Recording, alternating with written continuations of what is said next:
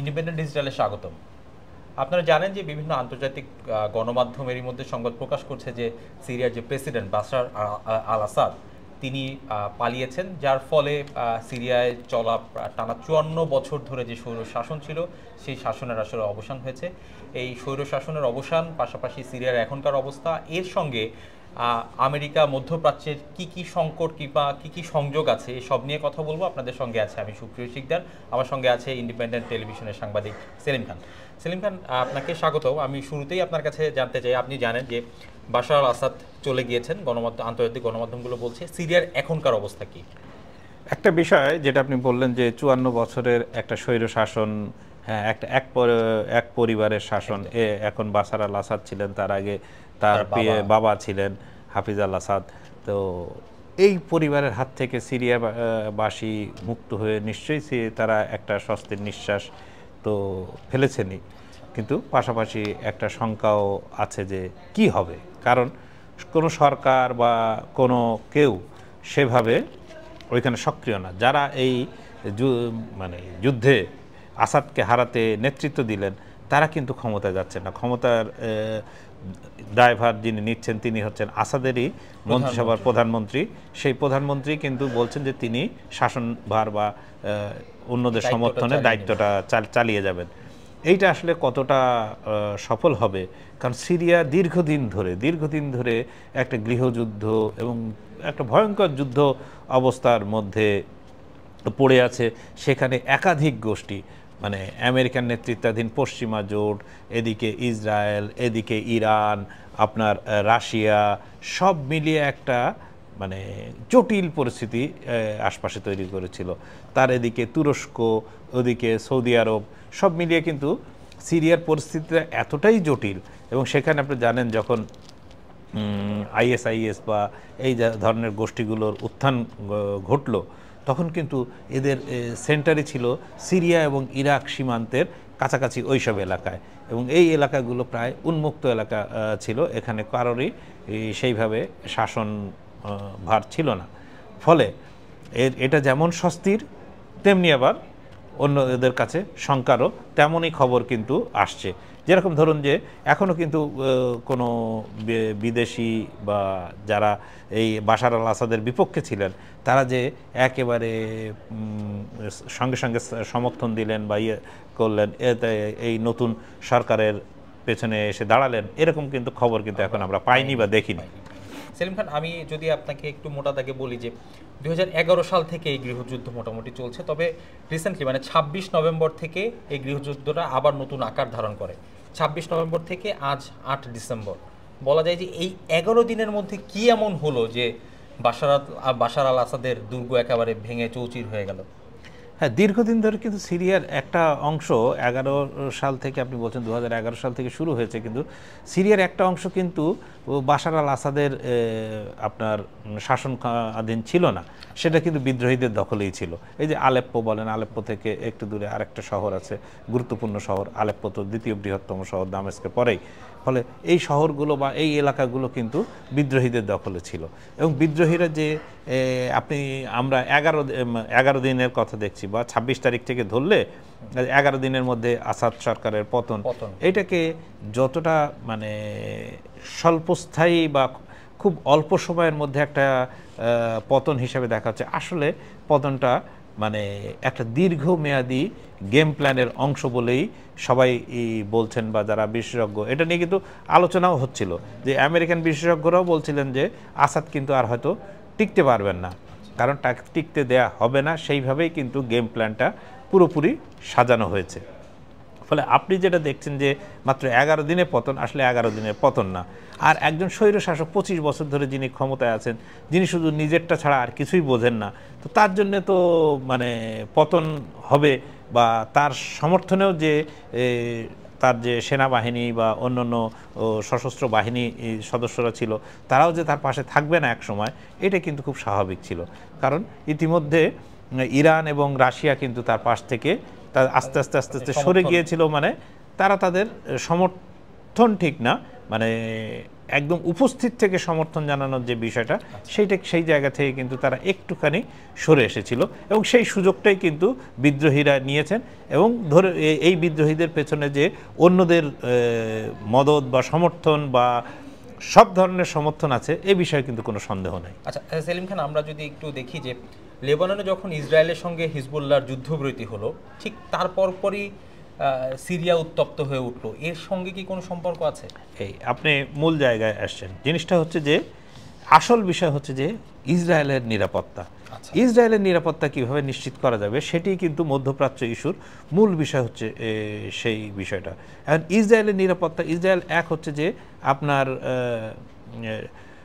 7 October 2023 যে হামলা হলো, এরপর থেকে ইসরায়েল যে আগ্রাসী ভূমিকা চালাচ্ছে, যে গাজায় যে নরসংহার চালাচ্ছে, যে হাজার হাজার প্রায় 50,000 মানুষকে তারা মেরে ফেলেছে একদিকে গাজা প্লাস পশ্চিম তীর, এটা চলতে চলতেই দেখা গেল যে তারা জড়িয়ে পড়লো হচ্ছে আপনার লেবাননের সাথে। লেবাননে তাদের আর্মি ঢুকে পড়লো, লেবাননে হিজবুল্লাহকে একেবারেই শেষ করার জন্য। তো এই হিজবুল্লাহকে শেষ করার জন্য তারা লেবাননে ঢুকেও কিন্তু হিজবুল্লাহকে ওইভাবে কিন্তু শেষ করতে পারেনি। সে যেই জন্য কিন্তু তাড়াতাড়ি হিজবুল্লাহ বা লেবাননের সঙ্গে একটা যুদ্ধবিরতিতে তাদেরকে আসতে হয়েছে। তারা বুঝতে পেরেছে যে হিজবুল্লাহর সঙ্গে এইটা তাদের মানে হিজবুল্লাহকে একেবারে নির্মূল করা তাদের পক্ষে সম্ভব না, এমনকি তারা হামাসকেও নির্মূল করতে পারেনি। তাহলে ইসরায়েলের জন্য নিরাপদ করার জায়গাটা কোথায়? জায়গাটা হচ্ছে আপনি যদি সিরিয়ার ম্যাপে, আমরা যদি ম্যাপে সিরিয়ার অবস্থান দেখি, এই যে ইরান যে গোষ্ঠীগুলোকে সমর্থন দিত, সেটা হিজবুল্লাহ বলেন বা অন্যান্য গোষ্ঠীগুলোকে, তার একটা সেন্টার কিন্তু ছিল সিরিয়া। এই সিরিয়া থেকেই কিন্তু ইসরায়েলের বিরুদ্ধে আপনার সমর্থনগুলো যেত। এই জায়গায় কিন্তু সিরিয়ায় যে আসাদ সরকারকে কিন্তু ইরান পুরোপুরি সমর্থন দিয়ে গেছে এবং শুধু সমর্থন না, তাদেরকে আর্থিক, সামরিক সব ধরনের সমর্থন জুগিয়ে গেছে এবং বলা যায় যে ইরান, রাশিয়া এবং কিছুটা হলো চীন এই আসাদ সরকারকে রক্ষা করেছিল, কারণ না হলে বহুদিন আগেই কিন্তু আপনার আসাদ সরকারের পতন হয়ে যেত। যেভাবে আইএস বা এর নাম করে আমেরিকা এবং যৌথ বাহিনী যেভাবে আক্রমণ শুরু করেছিল, তাতে আসাদ সরকারের টেকার কথা না। সেই জায়গায় কিন্তু সেই সময় ইরানের পাশাপাশি রাশিয়ার পুতিনের হস্তক্ষেপের কারণে কিন্তু এই আসাদ যে এই 2024 ডিসেম্বর পর্যন্ত টিকলেন, এটা কিন্তু একেবারেই পুতিনের হস্তক্ষেপের কারণে। আচ্ছা সেলিম খান, আপনি আমেরিকার প্রসঙ্গ আনছিলেন। আমেরিকার প্রসঙ্গ যদি একটু যোগ করি যে জানুয়ারি 20 তারিখে ট্রাম্প ক্ষমতায় বসবেন, বাইডেনের একদমই শেষ সময়। এই শেষ সময়ে এসে এই যে পতন বলি, যুদ্ধ বলি, এইগুলোর সঙ্গে কি কোনো সম্পর্ক আছে? এগুলোর সঙ্গে একেবারেই ঠিক কথা যে এগুলোর সঙ্গে প্রত্যেকটি একে অপরের সঙ্গে সম্পর্কযুক্ত। আপনি যদি একটু দেখেন যে বাইডেন চলে যাচ্ছেন, ঠিক আছে, কিন্তু তিনি নিজেকে সবসময় প্রো ইসরায়েলি এবং প্রো ইসরায়েলি না, যে কতটা তিনি ইসরায়েলের পক্ষে সেইটা প্রমাণ দেওয়ার বারবার চেষ্টা করেছেন। আপনি যদি একটু ভালোভাবে খেয়াল করেন তাহলে দেখবেন কিন্তু তিনি যাওয়ার আগে কি কি কাজ করেছেন।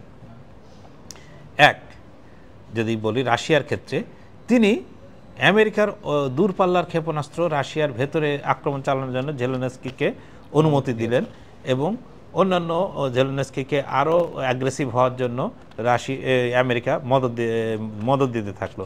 তাতে হলো কি, রাশিয়া কিন্তু ইউক্রেনকে নিয়ে আরও বেশি ব্যস্ত হয়ে পড়লো। তার নজর কিন্তু অন্য জায়গার চেয়ে ওই জায়গাতে আমেরিকানরা কিন্তু ওই ইউক্রেনকে নিয়েই তার নজরকে কনসেন্ট্রেট করে ফেললো, যে রাশিয়ার অন্যদিকে মাথা ঘামাতে পারলো না। একইভাবে যদি ইরানের কথা দেখেন, ইসরায়েলকে দিয়ে কিন্তু ইরানকে জড়িয়ে দেওয়া হলো, ঠিক আছে। ইরান একদিকে ইসরায়েল ইরান এদিকে করতে করতে যে ইসরায়েল হামলা চালাবে, তাহলে ইরান কি করবে, ইসরায়েলের পাশে আমেরিকা দাঁড়াবে কিনা, ইসরায়েল হিজবুল্লাহকে কতটা সমর্থন দিতে পারবে, ইসরায়েল হামাসকে কোনো ধরনের সমর্থন দিতে পারবে কিনা, এইরকম একটা মানে ইরানকে জড়িয়ে দেওয়া হলো, যে ইসরায়েলের এই কনফ্লিক্টের সঙ্গে ইরানকে খুব ভালোভাবে ট্যাগ করে দেওয়া হলো। তাহলে ইরান নিজেকে নিয়ে প্লাস হচ্ছে আপনার অন্যান্য বিষয় নিয়ে ব্যস্ত হয়ে পড়লো, তার পুরোটাই তার নিজস্ব কারণ ইরান সত্যিকার অর্থে যদি বলি, তাহলে ইরান কিন্তু যুদ্ধ চায় না, সে এই মুহূর্তে যুদ্ধের জন্য প্রস্তুত না, যুদ্ধ করতেও চায় না।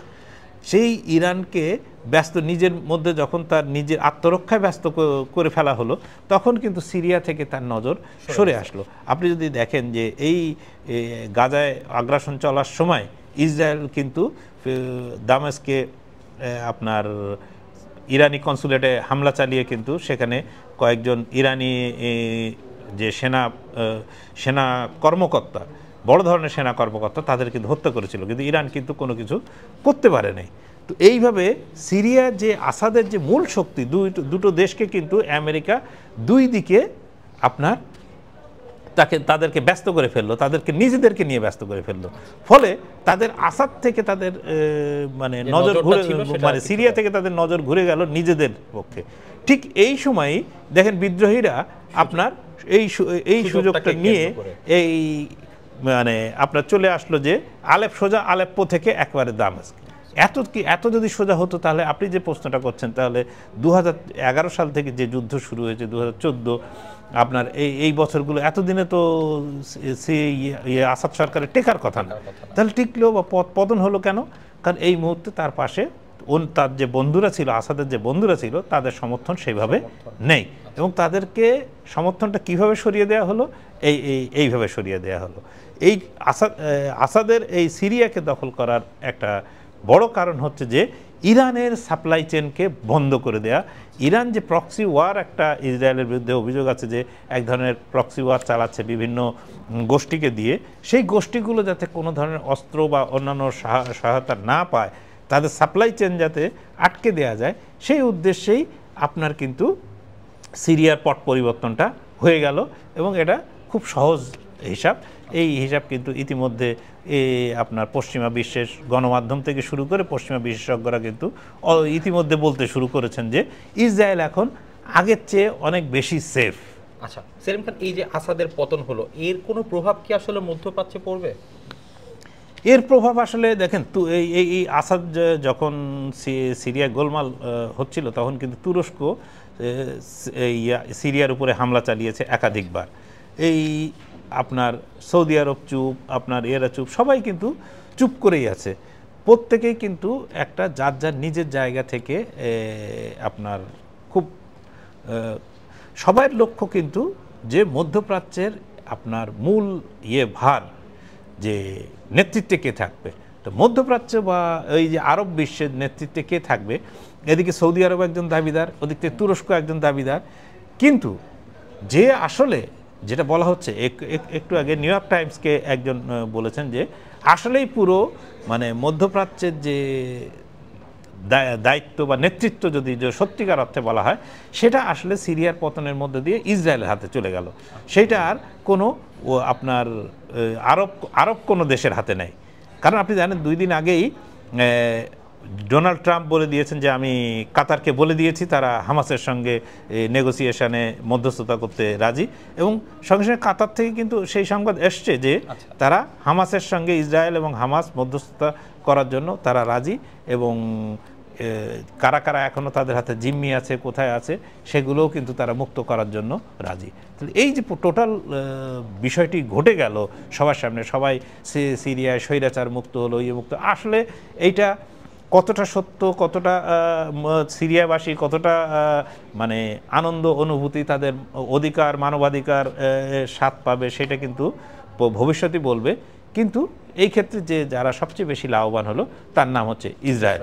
আচ্ছা সেলিম খান, কুর্দি প্রধান আজ কথা বলেছেন যে সিরিয়ার শূন্য সরে যাওয়ার ফলে আইএসের আবার বেড়ে যাওয়ার সম্ভাবনা কিংবা শঙ্কা উনি লক্ষ্য করছেন।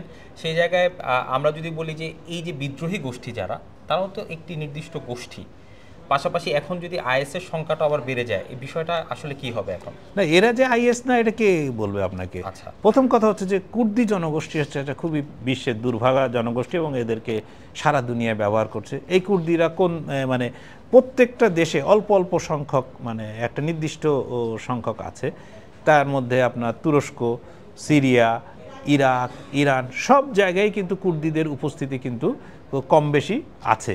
এই কুর্দিদের কোথাও নিজস্ব বাসভূমি যাতে তাদের না হয় বা না তৈরি করা হয়, এটা সে ব্রিটিশরা প্ল্যান করে গিয়েছিল যে তাদেরকে এই কুর্দিদের কোনোভাবেই কোনো স্বীকৃতিও দেওয়া হবে না বা তাদের কোনো নিজস্ব স্বদেশভূমি থাকবে না। এইটাই কিন্তু এখনো পর্যন্ত এই কারণে এই কুর্দিদেরকে এর আপনার ব্রিটিশ হোক বা এই পশ্চিমা শক্তি হোক এদেরকে সব সময় নানাভাবে ব্যবহার করে যাচ্ছে। যখনই কোনো দেশকে টাইট দেওয়ার বা কোনো দেশকে ধরার দরকার হয় তখনই কুর্দি ইস্যুটাকে সামনে নিয়ে আসা হয়। কুর্দি হচ্ছে চরম দুর্ভাগা জাতির মধ্যে একটা। হ্যাঁ, তাদেরকে কিছু কিছু অংশ দিয়ে দেওয়া হয়েছে, ইরাকের কিছু অংশ, সিরিয়ার কিছু অংশ, সেখানে আবার তেল সমৃদ্ধ এলাকা, সেই তেল বিক্রি করে কুর্দিরা সেই তেল দিয়ে তাদের চলে। এগুলো মূলত ওই পশ্চিমা আপনার তেল কোম্পানিগুলোই সেই তেল কেনে। বলে কুর্দি যেটা মানে নেতারা যে সংখ্যাটা প্রকাশ করেছেন সেটা একেবারে উড়িয়ে দেওয়ার মতো না। সেটা হলেও বুঝবেন যে এইটা পশ্চিমা গেম প্ল্যানেরই একটা পার্ট। যে অন্যদেরকে আপনি দেখেন যে আইএস যখন সক্রিয় হয়েছে তখন আইএসের আপনার হামলাগুলো কিন্তু হয়েছে মূলত মুসলমান দেশগুলোতে। আপনি কিন্তু অন্য কোনো দেশে কোনো জায়গায় কিন্তু হামলা আইএস চালায়নি।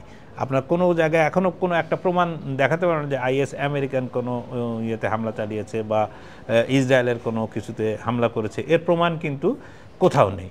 ফলে আইএস হবে কি না হবে না এইটাও অনেকটা এই যারা এই বিদ্রোহের পেছনে ছিলেন বা এই বিদ্রোহীদের পেছনে মদত জুগিয়েছেন আসলে তারাই সিদ্ধান্ত নেবেন যে আইএসের আবার পুনরুত্থান হবে বা অন্য কোনো নামে এই ধরনের কোনো গোষ্ঠী আসবে কিনা। আসলে সিদ্ধান্তটা তাদেরই বলা যায়। ধন্যবাদ সেলিম খান। আজ এ পর্যন্তই। দেশ বিদেশের যে কোনো খবর জানতে চোখ রাখুন ইন্ডিপেন্ডেন্ট ডিজিটালে। ভিজিট করুন itbbt.com।